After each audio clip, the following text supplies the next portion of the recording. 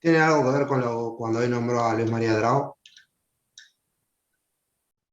y su influencia en el conflicto entre Estados Unidos y Venezuela? No sé bien por qué me lo estás planteando, Por lo Jerónimo. de la doctrina Drago. Doctrina Drago. Ah, exactamente. Bueno, claro, ese es un planteo. Es un planteo concreto, digamos, que pone frente justamente a esa pretensión, ¿no es cierto?, de intervenir justamente, ¿no? Los Estados Unidos intervienen, digamos, sobre todo en Centroamérica, invadiendo, digamos, invadiendo El Salvador, Nicaragua, etcétera. Ahora, el principio de no intervención, que creo que es justamente el de la doctrina Drago, es el que se comienza a implementar en la época, pero me parece que es tiempo después, a 1905 o a esta primera década del siglo XX. Me parece que es después. Pero de todas maneras, está bien lo que planteás, está muy bien lo que decís. Pero hay algo más, digamos, que por lo cual quiero decir, el positivismo era afín, digamos, o era, eh, hoy diríamos, funcional a el antiimperialismo. Porque observen lo siguiente, cómo nos podemos nosotros, cualquiera de nosotros, cómo nos podemos oponer a un planteo fuerte, presentado como verdad, si no es a través de otro planteo fuerte, también planteado como verdad? Porque a una verdad no se le opone una mentira, ¿correcto? Es más, a una mentira también se le opone una verdad. Entonces, por eso es que le era funcional. Por eso es que había que plantear otras cuestiones. Fíjense, por ejemplo, que un positivismo tardío, diría yo, es el que se plantea cuando se establece estamos ahí, por eso lo recuerdo, ¿no? Ayer fue el 12 de octubre. Tradicionalmente era el Día de la Raza, ¿cierto? Se implanta en esta época, en la época de Irigoyen. ¿Por qué se implanta el 12 de octubre, Día de la Raza? El Día de la Raza era, digamos, expresa, digamos, justamente un positivismo tardío. Pero de todos modos, hay que pensarlo en la época. ¿Por qué lo decían así? ¿Por qué se había establecido? Y era porque precisamente ante las pretensiones imperialistas de los Estados Unidos, que eran pertenecientes a la raza sajona, ¿correcto?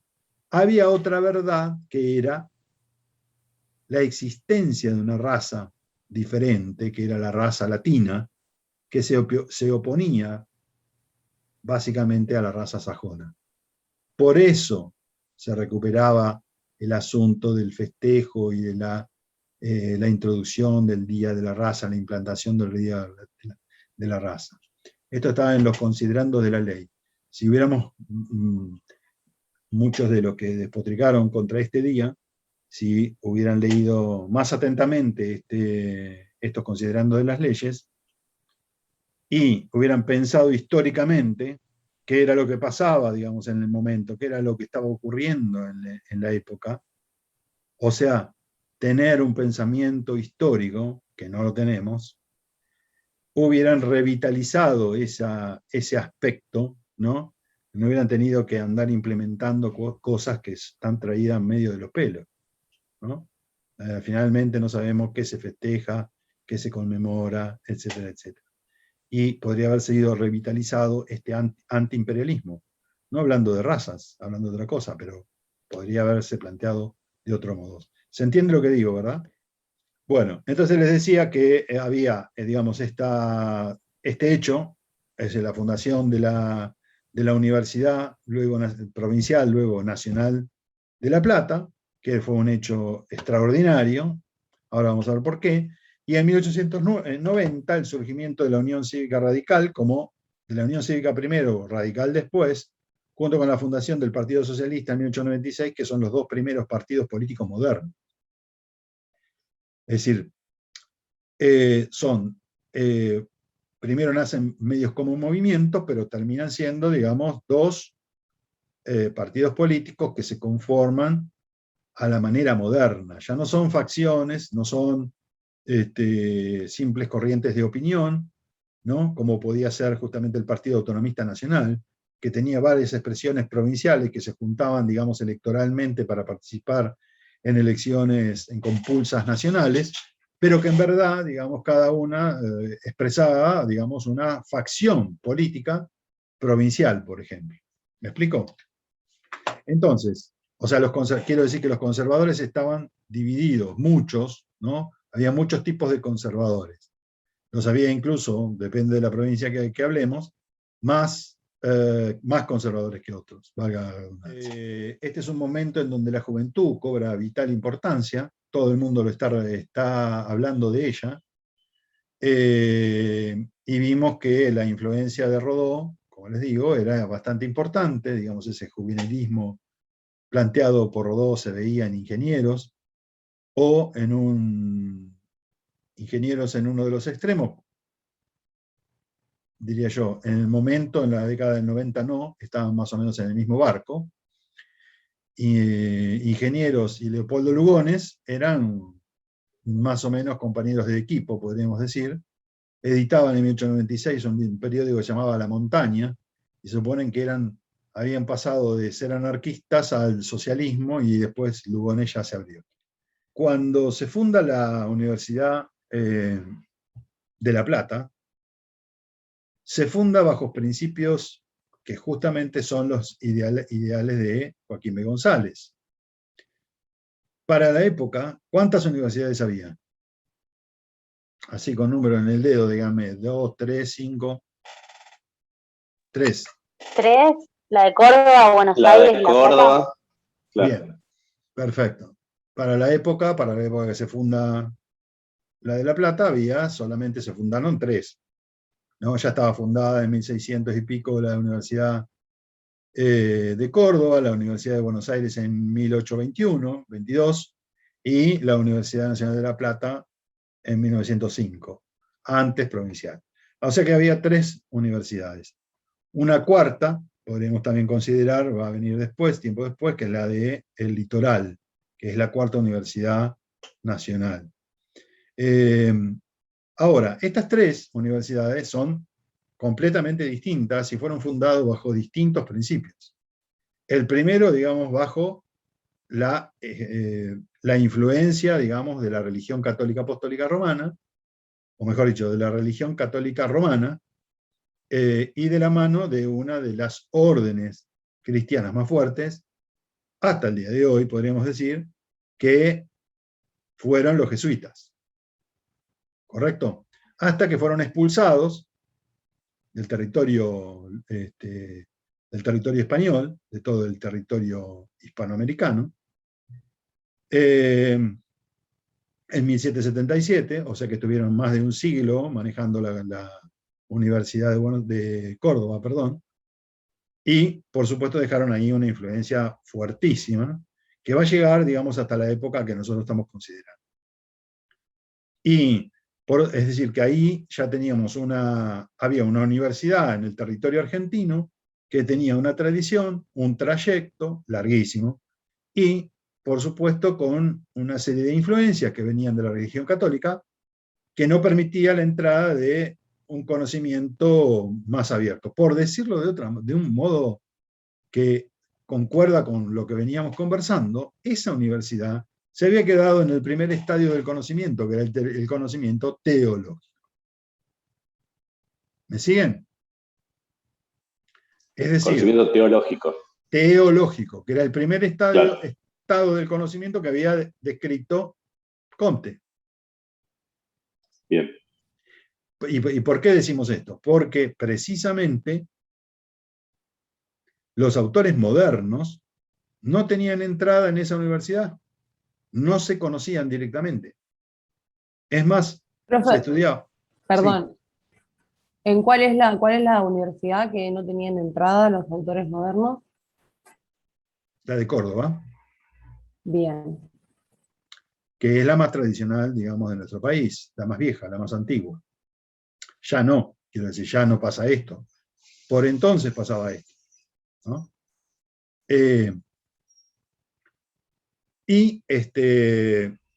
Bueno, entonces, como les decía, digamos, sí, me perdí un cachito porque quería comentarles lo siguiente. En esta universidad se enseñaba todavía el derecho natural y el derecho romano como principales. Pero nosotros ya teníamos una codificación y un derecho positivo de larga data para el año 1910, para poner un año, para el centenario, ¿me explico? Y se enseñaba también, digamos, el derecho, no me sale ahora, el derecho eclesiástico. Que uno podría preguntarse, bueno, un abogado, todos los abogados van a hacer divorcio eclesiástico, ¿no? Porque de eso es más o menos, o van a actuar, digamos, en el campo de la justicia eclesiástica. Eso era, digamos, era para, bueno, un curso en todo caso, para un curso, digamos, de una materia y se acabó, ¿correcto? Lo mismo que en la actualidad, por ejemplo, todavía algunas universidades católicas enseñan el catecismo o teología o como se llame, ¿no es cierto? Bueno, esto también se enseñaba en la Universidad de Córdoba. Ya la Universidad de Buenos Aires fue fundada bajo otros principios más modernos, principios liberales, mezclados, digamos, con un viejo, aunque renovado, diría yo, movimiento ilustrado. ¿Por qué? Porque para 1820, 1821, 22, esa década que nosotros exploramos en la primera parte de la clase, no ahora, sino antes, precisamente allí se plantea radical, como un movimiento radical, el liberalismo utilitarista de la época, que dice, bueno, ahora hay que renovar el conocimiento a través, digamos, de todas las corrientes nuevas que lleguen. En ese momento, y ahora comienza toda una larga tradición en la Universidad de Buenos Aires, obviamente, digamos, hace entrada la razón como explicación del mundo y de las corrientes filosóficas que devienen de allí. La UBA va a estar bastante corrida, digamos, hacia un conocimiento filosófico. Justamente una de las facultades más fuertes de la UBA va a ser la de Filosofía y Letras, ¿no es cierto? En donde van a ser precisamente poderosos, fuertes desde el punto de vista de los egresados que salgan de allí. Ahora, la nuestra, donde estamos ahora, Joaquín B. González viene con otras ideas. Estas son las ideas del positivismo que dicen, no, aquí vamos a vamos a crear carreras que no tenga la UBA. Ese era un punto crucial, porque por algo se planteaba como una universidad provincial en principio. ¿Correcto? Entonces, justamente, dada la cercanía a Buenos Aires, se decía, bueno, ahora no, planifiqué, porque, a ver, también estaba la idea de que el Estado Nacional debía planificar. Entonces, ¿por qué superponer, por ejemplo, carreras, si estamos tan cerca? Entonces, ¿por dónde va a ir la Universidad luego Nacional de La Plata? Va a ir por las carreras más cientificistas, más prácticas, más técnicas. Por eso, un desarrollo brutal, por ejemplo, de la química, de la física, de las ingenierías. Claro. ¿Correcto? ¿Me siguen, no? Es decir, todo tiene una explicación. En este momento del desarrollo, digamos, de lo que era el Estado Nacional Argentino, las cosas tenían explicación. Había una explicación de por qué esta universidad se creaba en la ciudad de La Plata y además, por qué adoptaba este enfoque. Porque se diferenciaba de las otras dos, del conocimiento teológico, ¿no? Del conocimiento simplemente racional, filosófico, etc. Ahora hay un conocimiento científico. Esto es lo que se creía, me explico, lo que se pensaba en la época. No digo que sea lo mejor, digo que estoy describiendo. Estoy describiendo las bases de sustentación de ideas de esta puesta en marcha, digamos, de una universidad como la nuestra. Entonces, y además, porque el desarrollo de, por ejemplo, de la física y de la química, o de la química específicamente, vamos a suponer, uno dice, y bueno, pero ¿para qué? ¿Para qué desarrollo de la química? ¿Qué tenemos nosotros acá? Y nada más que el polo petroquímico. El petróleo tenemos. ¿Se entiende? Había que desarrollar, digamos, ingenieros químicos, porque esos eran ingenieros químicos que iban a trabajar directamente a YPF. ¿Para qué? Para desarrollar, digamos, justamente la energía nacional, etcétera, etcétera, etcétera. Lo mismo pasaba con la física. Uno supone, dice, bueno, pero la física, acá un desarrollo. ¿Saben lo que ocurrió, digamos, con esta? Ese era el pensamiento, por supuesto, un pensamiento de la época muy elitista también, desde luego. González se preguntó cómo hago yo para desarrollar este tipo, digamos, de carreras. Si no cuento yo aquí con el material, digamos, con los recursos humanos, para poder desarrollar semejantes carreras. No tengo ingenieros químicos ni ingenieros físicos, no hay nadie que aborde, digamos, estas corrientes científicas, estas materias, no las tengo. ¿Cómo hago entonces? Muy bien. Lo que hizo fue contratar recursos humanos del exterior. Por eso en la Universidad Nacional de La Plata van a llegar docentes de España, muy reconocidos, premios Nobel van a venir a dar clase aquí. Van a venir, digamos, profesores de Alemania, de Francia, de Estados Unidos, de todos lados, van a ser contratados por Joaquín P. González para dar clases aquí, y ellos hacer escuela. Uno de los de quienes manejó, digamos, el Instituto de Física, el primer Instituto de Física aquí en La Plata, fue Bruno Ganz, un alemán, digamos, que viene obviamente con las corrientes del momento, ¿no es cierto? También debemos pensar, digamos, que nuestra universidad en aquella época era una universidad de avanzada. Pensemos que cuando viene Einstein a la República Argentina de visita, ¿a dónde va? A hablar de la relatividad, de su teoría. Acá. Viene acá. A La Plata. Claro, viene a La Plata, no se queda en Buenos Aires. No tenía con quién hablar en Buenos Aires, ¿me explico? Viene acá a La Plata porque va a encontrar un terreno fértil. Los primeros doctores en física, uno de ellos va a ser después no solo decano, sino presidente de la universidad, que es Plastino. Se doctoró, es uno de los primeros doctores en física, como producto de toda esa enseñanza que venía de esa época, ¿no? De la década del 20.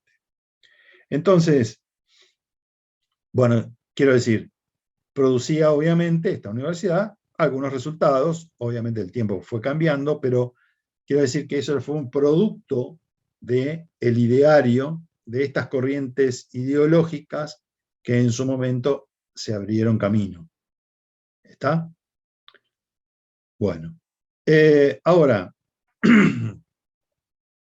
para no avanzar un poco más, tengo que comentarles también, digamos, que así como existían estos intelectuales que abonaban la idea del progreso, de la marcha hacia adelante, de la creación, como en este caso de una universidad, pero de otras cuestiones también que se fueron materializando en la época,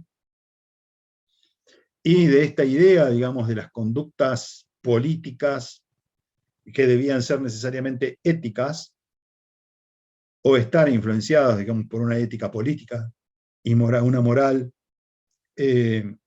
diría yo que casi hasta espartana, en algunos casos.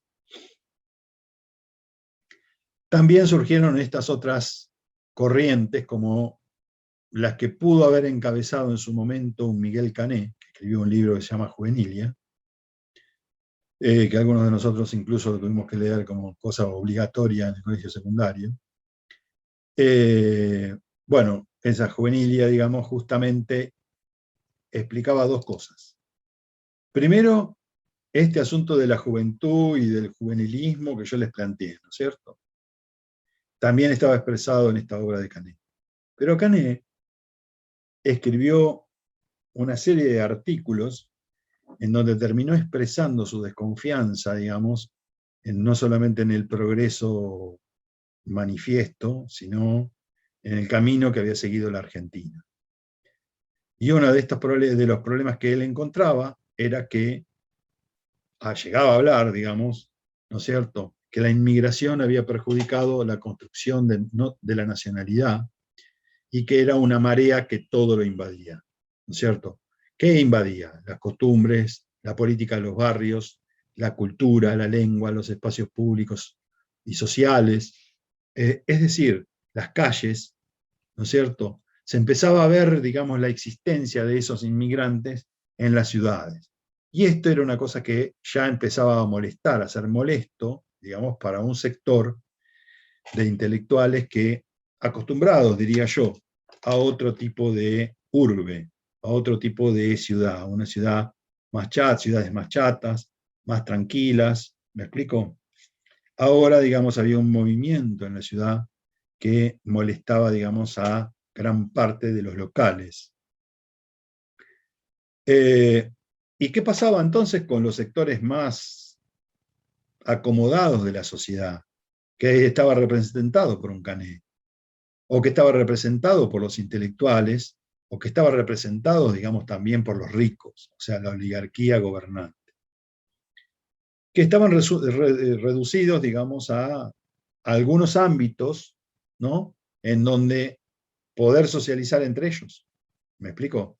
¿Por qué? Porque esa inmigración les molestaba.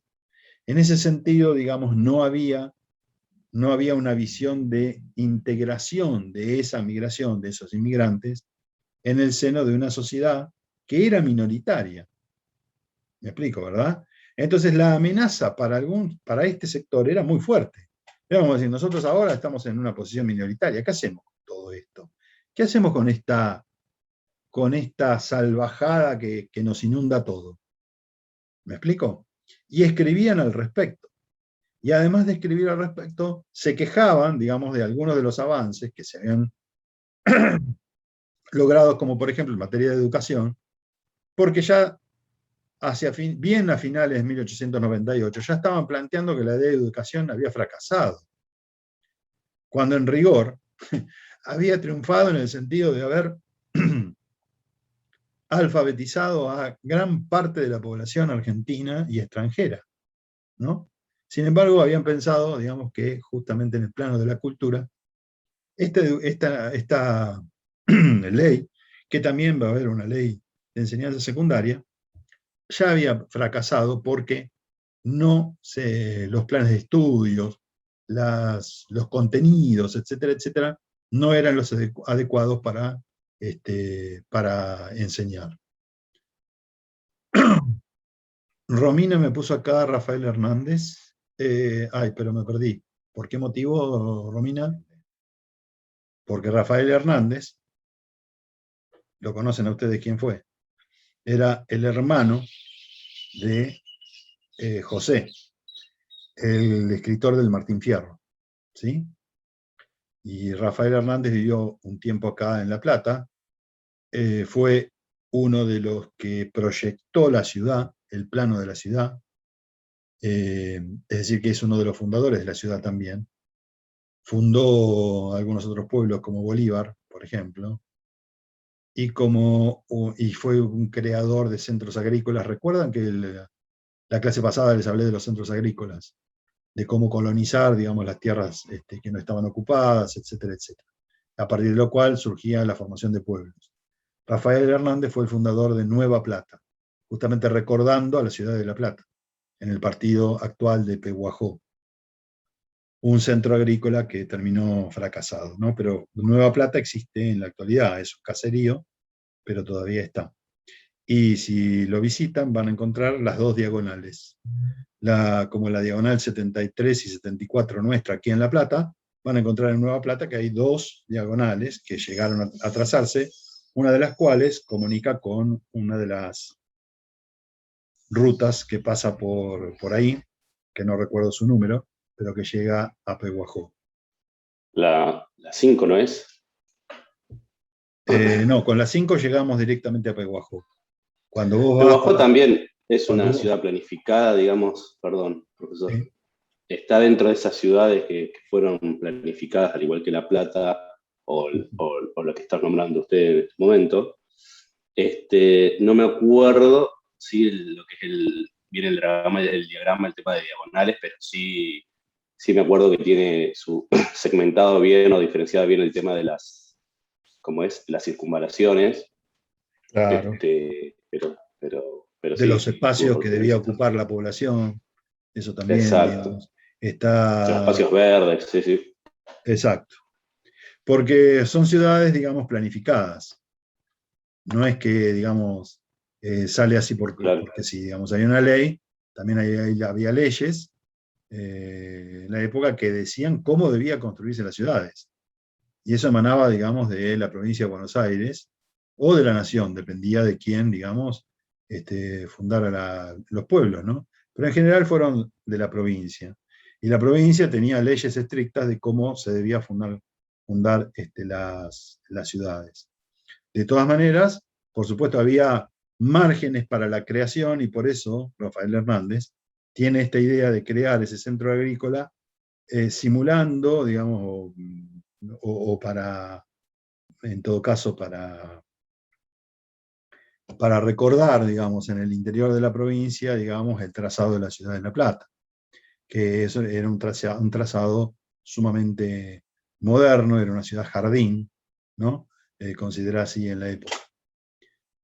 Ok, entonces, bueno, Rafael Hernández era un personaje central acá en La Plata, como uno de los intelectuales. Vivió un tiempo en donde hoy está el Banco Provincia, en la esquina en esa casa hermosísima que está en 7 y 50.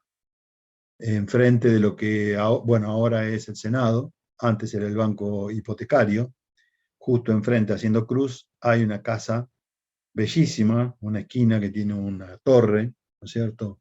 Bueno, ahí vivió este señor Rafael Hernández. Pero bueno, sí, les estaba diciendo que así como existían estas corrientes, digamos, progresistas que pensaban que confiaban en el futuro, etcétera, etcétera, estaban estas otras, como las que encabezaba Cané, ¿no? Algunos otros más también, que pensaban, digamos, que justamente que no era el mejor, digamos, el camino que había tomado la República Argentina en la época. Dentro de estas corrientes de opinión, obviamente vamos a encontrar también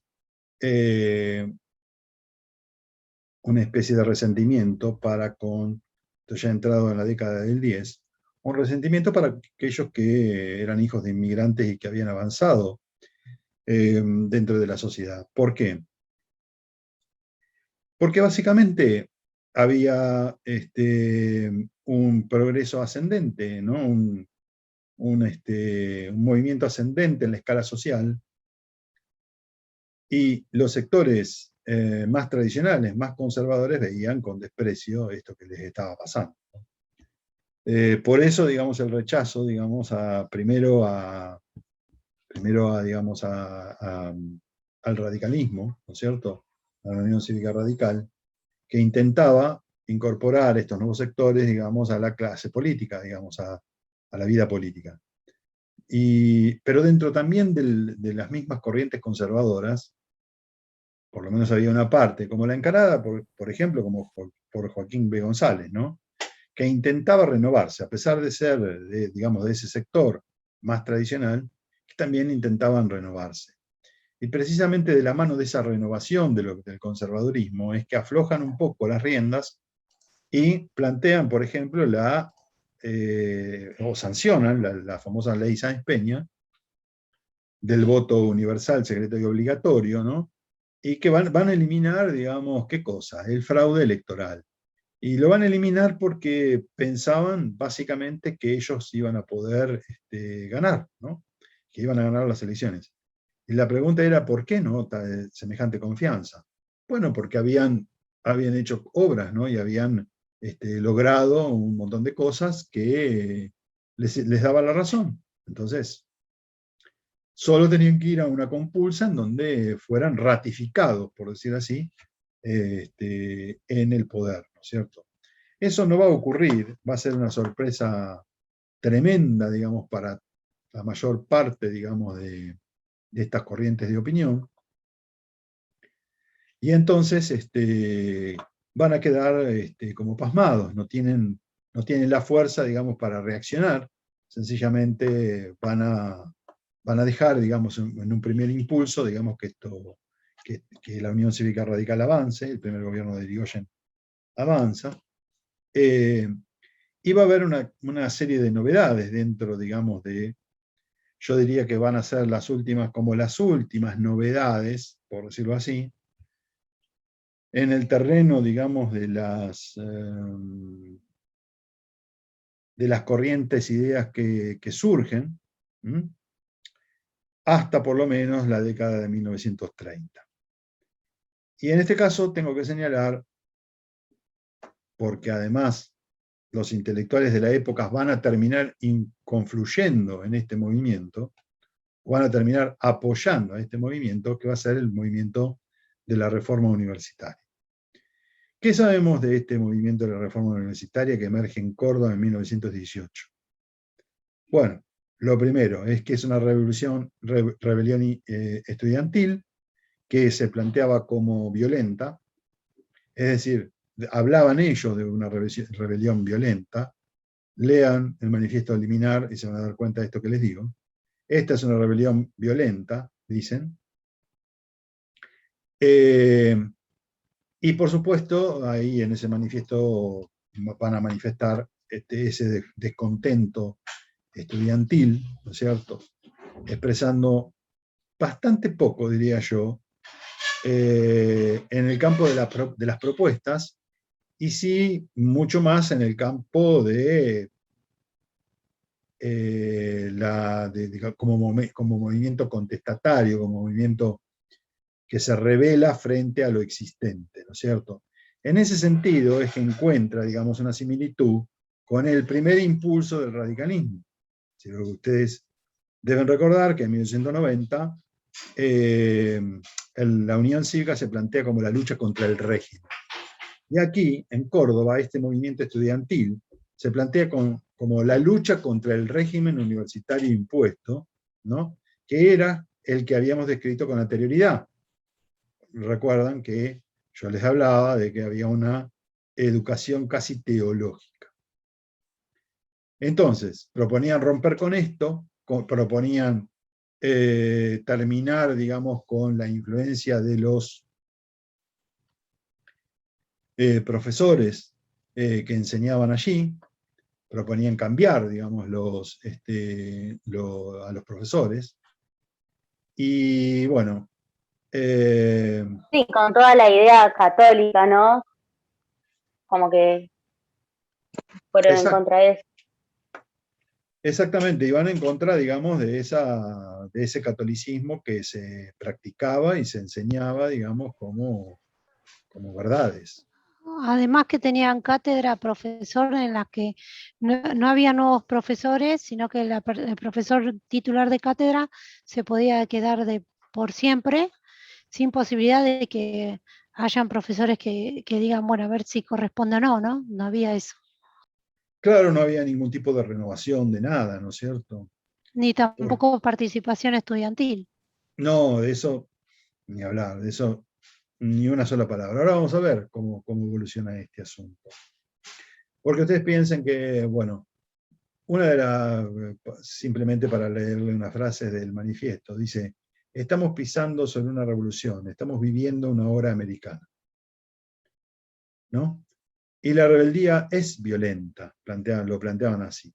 Las universidades han sido, hasta aquí, el refugio secular de los mediocres, la renta de los ignorantes, la hospitalización segura de los inválidos, y lo que es peor, el lugar donde todas las formas de tiranizar y de insensibilizar hallaron la cátedra que las dictara.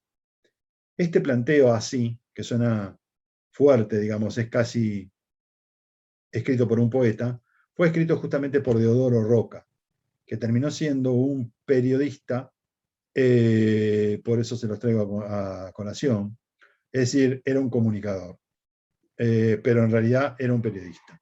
Era un periodista que terminó escribiendo en varias revistas de la época, no solamente escribió este manifiesto.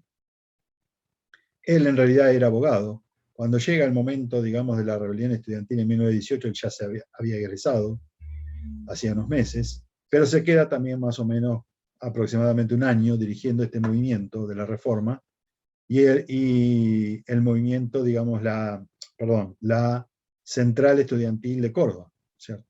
Sí.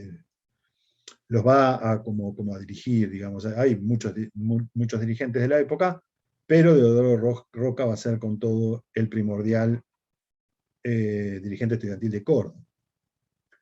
Ahora bien, esto que planteaba, ¿no es cierto?, esta rebelión que se plantea en Córdoba no era casual. Como lo decía Eugenia, digamos, se rebelan frente a esta educación teológica, esta educación religiosa, y a digamos, esta inmovilidad, ¿no es cierto?, de los profesores, que, bueno, se quedan a vivir en la cátedra eternamente, ¿no? El problema no es que los profesores se mantuvieran en la cátedra durante décadas.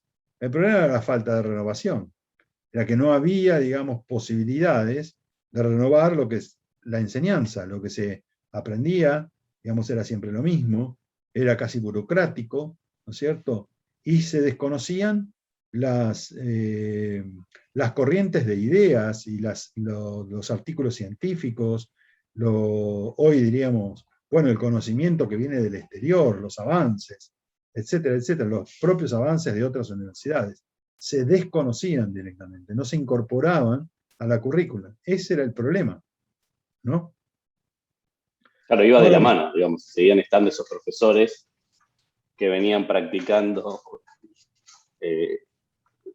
toda la parte teológica, digamos, no iba a entrar o no iban a permitir el ingreso de nuevas ideas. No, claro. Eso habla mucho de algo que nosotros tenemos que considerar, ¿no? Y que es, digamos, a qué había llegado, ¿no? Es decir, en 1918 la rebelión se produce porque esa universidad había llegado a unos límites que desde mi punto de vista jamás habría que pasar, y es que el asunto del sectarismo. Cuando las cosas se vuelven sectarias, ya no hay manera de permear esa corriente que está impuesta ahí, ¿no es cierto? La enseñanza, en este caso en la Universidad de Córdoba, se vuelve burocrática en el sentido de que, bueno, no hay ningún tipo de renovación, pero la razón es porque son sectarios, ¿me explico? Porque no se abren, digamos, al conocimiento nuevo, no se abrían. Y estaban cómodos así, ¿no? Estaban cómodos. En parte esto también se relacionaba al control que ejercía el rectorado, porque en el rectorado estaban, digamos, enquistados los curas que mantenían todavía una fortaleza increíble dentro, digamos, de la estructura de la universidad. Eso, digamos, hay cosas similares en la actualidad, como por ejemplo pueden ser algunos colegios católicos, que yo conozco por otra parte, en donde, digamos, si bien la enseñanza teóricamente es más bien laica, igual están permeados porque los chicos tienen que ir a misa de vez en cuando, alguna celebración religiosa, etcétera, etcétera. Y sobre todo, y esto es lo peor de todo, es que el sacerdote que está ahí, ¿no?, es el que de alguna manera vigila y controla al directivo que él mismo había aceptado, pero que después termina controlándolo. Conozco de esas situaciones varias, ¿no? Y esto es lo mismo, ¿no? Es decir, de lo que estamos hablando es de esto, de ese tipo de control, ¿no? A través de camarillas, a través de alcahuetes, a través de tipos que son están muy convencidos, digamos, de la ideología, ¿no? A través de esto que les dije es el sectarismo. Entonces, bueno, esas podrían ser las razones, digamos, de por qué emerge, ¿no?, esta rebelión en Córdoba. Y el detonante va a ser la eliminación de lo que se conoce como el internado. También acá, en la Universidad de La Plata, había internado. Allá había un internado para los estudiantes de medicina. Se les elimina este internado y entonces generan, digamos, una rebelión. Primero en medicina y después, digamos, irradia, digamos, a toda la universidad. El internado implicaba que los estudiantes que venían del interior, sobre todo de la provincia de Córdoba, no de Córdoba capital, sino de los que venían del campo, ¿no es cierto?, y de otras localidades, se les permitía casi como vivir dentro del hospital, mientras hacían las prácticas. Entonces esto le permitían justamente no trabajar, no tener que trabajar afuera, y no tener que pedir dinero, digamos, a sus padres, a sus familias. Entonces esto les ahorraba dinero, obviamente. Entonces cuando se eliminó el internado, ahí explotó, digamos, la rebelión. Y ya fueron por todo, digamos, ahí ya se empezó a denunciar absolutamente todas las arbitrariedades, la enseñanza, etcétera, etcétera. ¿Por qué no surge? Porque es interesante saberlo esto, ¿no? Surge en Córdoba y no surge en Buenos Aires. En Buenos Aires no se da algo parecido, no hay un movimiento de reforma universitario que haya tomado la universidad, etcétera, etcétera. Y aquí en La Plata, ¿qué pasó? Sí, ocurre un año después, en 1919, y la universidad se cierra durante un año. Quedó tomada por los estudiantes y se cerró durante un año, no hubo clases. Ahora, ¿qué va a argumentar el movimiento reformista acá en La Plata? Porque no podía decir, vamos en contra de los profesores porque son profesores que están enquistados, enseñan teología, etcétera, etcétera, porque aquí se enseñaba la ciencia. Había profesores universitarios que habían venido de otros países, ya habían formado gente aquí. Había una enseñanza que era radicalmente diferente a la de Córdoba. Razón por la cual el movimiento reformista no podía argumentarlo. Es más, había un intento, ya había un primer momento, para entonces, para 1918-19, la participación estudiantil también estaba de alguna forma representada. En el Consejo Superior había un veedor estudiantil de todas las cuestiones que se trataban. Ya había entrado, digamos, la idea de que los estudiantes debían tener una representación en el gobierno, no cogobierno, todavía no se hablaba de eso. Es más, el movimiento estudiantil de Córdoba tampoco plantean el cogobierno. Todavía no hay, estas ideas vienen después. Hablan, sí, de la participación estudiantil en las cuestiones, digamos, que hacen, digamos, a los planes de estudio, a los concursos, a la revisión, digamos, de los contenidos, ¿no? Pero no hablaban todavía del cogobierno. Cogobierno venir mucho tiempo después. Entonces, aquí, ¿qué pasaba acá, no? ¿Qué sucedió aquí? Bueno, acá el movimiento, así como en Córdoba surgió en medicina, en la Universidad Nacional de La Plata va a surgir en agronomía. Y por razones muy diferentes a las anteriores. La rebelión va a venir primero porque van a tomar la facultad de agronomía en razón de que el decano de esa facultad era decano desde la fundación misma de la Universidad Provincial. Es decir, que se había enquistado en el poder y se lo acusaba de corrupto, de hacer negocios, de mantener negociados espurios, etcétera, etcétera. Pero bueno, no se va a resolver fácilmente porque de ahí, digamos, la rebelión va a seguir incrementándose hasta que se tome directamente, digamos, distintas facultades y la universidad misma.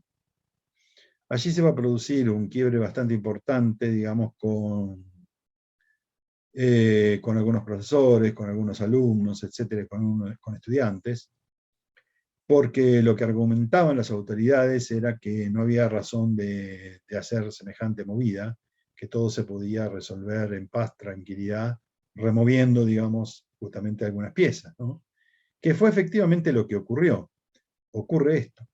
Pero mientras tanto, suceden algunas intervenciones, se nombran algunos decanos, algunos miembros directores del Colegio Nacional, diferentes a los que estaban, se introducen, digamos, corrientes reformistas de la mano de Saúl Taborda, que es fue un educador muy reconocido en su época, cordobés, que viene a asumir, digamos, en el Colegio Nacional, trae gente de afuera, e implanta corrientes pedagógicas nuevas. Después le van a hacer la cama, por supuesto, y lo van a terminar rajando, pero por el momento, digamos, empieza a dejar la semilla, digamos, de la discordia, la semilla de lo nuevo, digamos, en la Universidad Nacional de La Plata. Pero de todas maneras, quiero decir que no eran las mismas, las razones no eran las mismas, no eran similares, ¿no es cierto? Durante el periodo, digamos, de la rebelión, obviamente, va a haber intervenciones de los políticos radicales, el radicalismo va a intervenir allá en Córdoba, va a terminar, por supuesto, planteando, digamos, esa renovación a favor, ¿no es cierto? Y lo mismo va a ocurrir aquí, digamos, en la Universidad Nacional de La Plata y en la Universidad de Buenos Aires. Ahora, como son distintas universidades, están, digamos, sus bases de sustentación, desde el punto de vista de las ideas, eran diferentes, también lo será este movimiento reformista heterogéneo, en donde van a confluir no solamente los radicales, sino los independientes, un Deodoro Roca que era, diría yo, más anarquista que otra cosa. Citaba con frecuencia a Trotsky, por ejemplo.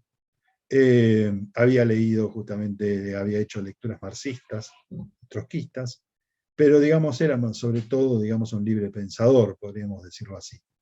Pero dentro del movimiento reformista confluyeron los anarquistas, todas las corrientes anticlericalistas, por supuesto todas las corrientes liberales, las corrientes igualitarias, las que pensaban, digamos, y creían en el ideal del progreso social, en la integración, digamos, social a través de la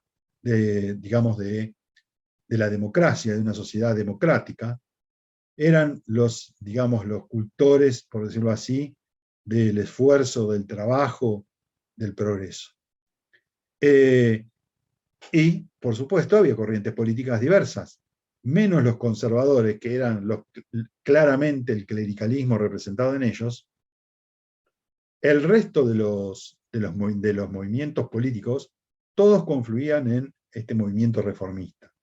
Y lo vamos a ver a través del tiempo, cómo en su evolución, las agrupaciones universitarias van a confluir en ese movimiento, se van a reconocer como reformistas, y van a ir evolucionando hasta crear, digamos, por decirlo así, hasta conformar un ideario propio de la reforma universitaria que precisamente no surgió en 1918, es posterior. El programa de la reforma universitaria, digamos, el cogobierno, tripartito, la representación, digamos, de los estudiantes, de los claustros, la intervención, digamos, en esa representación, en los concursos, la regularidad de la cátedra, la libertad de cátedra, etcétera, etcétera.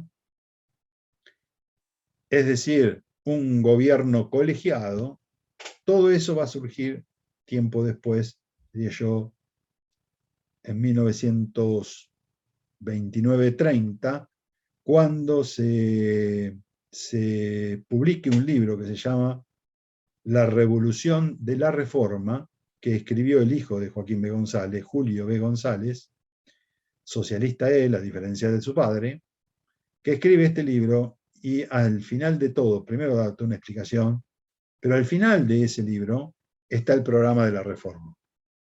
Y en la evolución vamos a ver cómo ese mismo programa de la reforma lo vamos a encontrar en una ley, ¿no? Primero en un decreto, que es el decreto de 1856, ya con la Revolución Libertadora, después del peronismo, y después se hace una ley, digamos, se sanciona como ley. Es el decreto 5403 o algo por el estilo. Es el decreto que después termina siendo, digamos, considerado como la ley de la reforma, ¿no? El peronismo fue siempre antirreformista durante estas épocas. Así que, digamos, había una lucha, obviamente, entre los estudiantes y Perón, que era casi que, diría yo, natural, porque desde el gobierno, digamos, de 1843, en 1943, cuando se produce el golpe militar, se intervinieron inmediatamente las universidades y se pusieron allí interventores, no diría conservadores, sino directamente reaccionarios, casi fascistas, entre ellos Bruno Genta, por ejemplo, o uno de los hermanos Irasusta, en la Universidad de Tucumán, que fue otra de las universidades nacionales posteriores a la de La Plata y el Litoral. Y de la mano de esto y de la persecución a los estudiantes directamente, porque las leyes durante el peronismo fueron persecutorias, obviamente el peronismo no era reformista. Pero el resto, y ahí va a aparecer en todo caso un nuevo sector, digamos, como para confrontar. Pero hasta entonces, hasta la época, y incluyendo algunos peronistas, también eran reformistas. Porque estaban dentro, digamos, de las agrupaciones reformistas, que no se llamaban como ahora, ni tenían otros nombres, tenían incluso hasta nombres como la Agrupación Liberal Universitaria, por ejemplo, ¿no?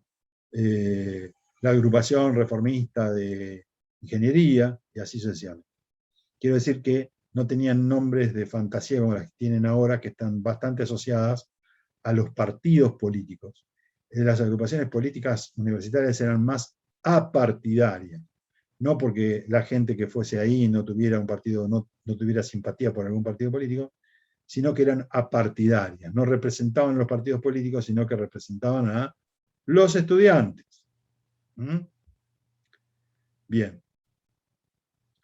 ¿Y qué va a tener, digamos, este movimiento reformista? ¿Va a tener un sector que lo confronte? En las universidades, el clericalismo, representado por algunas agrupaciones de la época, y fuera de la universidad, un movimiento que va a surgir en 1927, y que va a tener, digamos, un periódico que va a ser el órgano representativo de ella, que se llamó La Nueva República. La Nueva República va a encarar, digamos, un sector bastante importante, ¿no?, de intelectuales de la época, por ejemplo, que va a apoyar el golpe de Estado, el golpe militar de José Félix Uriburu, ¿no?, que obviamente era representativo del fascismo vernáculo. Pero este otro sector era un sector nacionalista, más bien, diría yo, retrógrado, reaccionario, que expresaba aquello que yo les comenté al principio de todo, digamos, cuando hablaba de una de las corrientes del positivismo, ¿no?, que expresaba, digamos, una desazón porque vastos sectores de la población habían entrado, ¿no es cierto?, al mundo de la política de la mano del radicalismo. Y esto lo veían como altamente perjudicial porque este sector elitista, hijos de una burocracia enriquecida, como podían ser los hermanos Irasusta, Juan Casulla, Palacio, por ejemplo, todos personajes, digamos, de la alta burguesía porteña, que luchaban en contra de estos sectores más bien populares, en tanto y en cuanto sostenían que en ellos estaba contenida la barbarie, en ellos estaba contenida la incivilización, digamos, aquellos que destruían, digamos,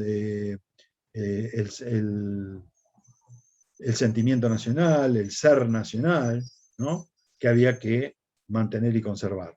Pero sobre todo, estos sectores, que no eran eclesiásticos, no necesariamente confluían allí, había un sector que sí, había alguno de ellos que podía ser más católico que otro, pero sobre todo pensaban que los hijos, o sea, de esa burguesía acomodada, eran los sectores destinados, digamos, a dirigir el país. ¿Y qué veían en la realidad? Que los dirigentes del país no eran ellos, eran los otros, ¿no? Eran los sectores populares que teóricamente habían invadido la Casa Rosada, etcétera, etcétera, etcétera. Estaban equivocados, porque también, digamos, dentro de los sectores del sector radical, de la Unión Cívica Radical, también había sectores pertenecientes a la élite. Nada más que estos eran, digamos, mucho más, diría yo, reaccionarios, ¿no es cierto? Y van a, incluso, bueno, van a generar este movimiento de tipo nacionalista, junto con otros movimientos nacionalistas de la época. Va a emerger la Liga Patriótica, van a emerger algunos movimientos nacionalistas que terminarán confluyendo, digamos, en el golpe de Estado a Irigoyen. Y en esa década del 30, en donde, bueno, Uriburu va a durar poco, ¿no? También se van a desencantar rápidamente estos movimientos de jóvenes ilustrados y de la alta burguesía con el régimen, y van a ir confluyendo, digamos, en otros movimientos que van a perdurar en el tiempo, hasta que se produzca el nuevo golpe de Estado de 1943, en donde vuelta de nuevo van a confluir en él. La historia que viene después ya toma otras dimensiones, toma otros caminos, aparecerán también algunas otras ideas, digamos, que se van a ir implementando, que se van a ir planteando. Pero hasta acá, digamos, es un movimiento, les he pintado, digamos, un panorama general, digamos, de las ideas de la época hasta esa década del 30, ¿no? Habitualmente en la década del 30 se dice que pasó poco, es la década infame, se la trata así, y justamente por tratarla así, por tratarla como la década infame, se supone que no pasó nada, o que lo que pasó es todo una porquería, ¿no?, que no es digna de considerar. Toda vez que la historia termina estigmatizando, digamos, de alguna manera, con este tipo de frases, eso obtura, digamos, la posibilidad de llegar a un conocimiento más fino. Y quiero decirles que durante esta década, digamos, no es que no haya pasado nada, no es que no hayan madurado las ideas, no es que haya permanecido todo quietud, digamos, ¿no es cierto? Sino que las ideas fueron evolucionando. Una de las cuestiones que pasó también, digamos, en esta década infame, llamada así, fueron varios fenómenos. El primero fue un fenómeno de urbanización creciente, y el segundo fue un movimiento intelectual de izquierda que emergió con fuerza durante esta época y va a terminar siendo después, por lo menos 2 décadas después, bueno, la punta de lanza de algunos movimientos sociales y políticos bastante importantes, ¿no? Pero quiero decir, porque las ideas no salen de la nada, no emergen, van evolucionando, no van madurando. Y sin los antecedentes previos no tendríamos los resultados que tenemos o que tuvimos tiempo después. En la provincia de Buenos Aires hubo un gobernador, por ejemplo, conservador, que fue el gobernador Fresco. No sé si lo han sentido nombrar, seguramente que sí. El gobernador Fresco fue uno de los mayores, fue un conservador extremo, fue el personaje que acuñó la frase de que el fraude era fraude patriótico. Porque justamente se hacía fraude, ellos hacían fraude, los conservadores, porque le estaban haciendo un bien a la patria, ¿no? Es decir, si no, la gente votaba y votaba mal. Entonces, como votaba mal, había que hacer un fraude. De hecho, las tantas compulsas que se hicieron, una vez ganó el radicalismo y le anularon las elecciones. Así también va a pasar con otras elecciones tiempo después, ¿no? El fraude era fraude patriótico. Lo hacían por la patria. Y entonces, bueno, estaba justificado así el fraude. Y Fresco, fíjense estas contradicciones, ¿no? Fresco es el antecesor, digamos, de la incorporación, por decirlo así, del movimiento sindical, ¿no? Corporativo, como aliado del Estado. Las primeras leyes sindicales emergen, digamos, de acá de la provincia de Buenos Aires. No las leyes obreras, que es otra cosa, vienen de antes, vienen, digamos, de las propuestas socialistas y radicales. Estas vienen del campo conservador. Manuel Fresco tiene un libro entero que lo tengo por ahí, que es un mamotreto infernal, sobre las leyes obreras. Dice, yo hice las leyes obreras o la política obrera bajo mi gobierno, una cosa así se llama. Lo tengo por ahí. Y que encaró una serie de reformas, digamos, obreras bastante importantes, ¿no? De la mano de un pensamiento conservador que trataba por todos los medios de que la sociedad se mantuviera orgánica, que fuese moderada, que no se exaltara, etcétera, etcétera. ¿Y qué hizo para hacer esto? Bueno, no se quedó, digamos, en el plano teórico, fue a la práctica. La mayor parte de las rutas y caminos que conocemos en la actualidad, en la provincia de Buenos Aires, se hicieron bajo el gobierno de Fresco. La mayor parte de los puentes se hizo bajo el gobierno de Fresco. Los mataderos municipales se hicieron bajo Fresco. Las municipalidades, los edificios municipales, las plazas, los parques, etc. ¿Y por qué hacía todo esto? Para que la gente se quedara en su lugar. Les quería llevar el progreso para decir, no vengan a las ciudades grandes, porque ya estamos rebalsados. No vengan a la Universidad de La Plata, no. Si vienen, vuelvan a sus pueblos, retírense, no se queden, porque si no acá es la discordia, ¿no? Acá generan discordia, se vuelven comunistas, ¿no? Como estudian, digamos, al marxismo acá en la universidad, en el único lugar donde se estudia el marxismo, cosa que por otra parte tenía razón, digamos, en algún lugar se estudia el marxismo, se estudia en la universidad, en algún lugar. Y entonces, digamos, cuando egresaban, decía Fresco, no encuentran trabajo, porque las ciudades están repletas de gente. Entonces se vuelven revolucionarios. Y no necesitamos la revolución, necesitamos paz, tranquilidad, progreso, etcétera, etcétera. Así que vuélvanse a sus lugares, de donde provienen. Vienen de Olavarría, vean qué parque les he hecho, un parque extraordinario, excelente, brillante. Vienen de Azul, ahí nomás cerquita, miren toda la costanera, cómo la embellecí, etcétera, etcétera. Vuelvan, que está todo bárbaro. Tienen el símbolo de poder, el poder ejecutivo establecido allí. Vean qué edificio municipal les construí, una obra arquitectónica enorme, monumental, ¿no? Vean que les he remozado el cementerio donde tienen sus muertos. No se despeguen de ellos, no se olviden de los muertos, no se vayan a otro lugar, quédense en el lugar. ¿Me explico, no? ¿Todo para qué? Para mantener una sociedad inmóvil. Mientras tanto, obviamente, Fresco no estaba viendo que estaban pasando otros fenómenos que por supuesto, lo sobrepasaron, ¿no es cierto?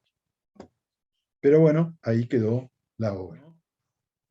Les dejo en el Facebook las consignas. Bien. ¿Ok? Muy bueno, bien. Un gusto de tenerlos por aquí. Les mando un abrazo grande y cualquier cosa me escriben, ¿ok? Seguimos en contacto.